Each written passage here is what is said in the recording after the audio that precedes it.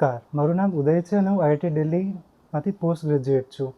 તો હું મારા જંતર મંતરમાં જે વિરોધ પ્રોટેસ્ટ થઈ રહ્યો છે તેના માટે મારા વિચારો પ્રસ્તુત કરીશ કે જે પ્રોટેસ્ટ થઈ રહ્યો છે એ બે વસ્તુ આપણને જાણવા મદદરૂપ છે કે જ્યારે પબ્લિક પોતાના પ્રશ્નો રજૂ કરે, અગ્રેસિવ રહે, ત્યારે સરકાર એને કઈ રીતે રિસ્પોન્સ આપે છે. આપણી સરકાર હકીકતમાં ડેમોક્રેટિક વેને સમજે છે કે ડેમોક્રેટિક રીતે આપણને રિસ્પોન્સ આપે છે કે નહીં અને કેટલી રિસ્પોન્સિબલ છે.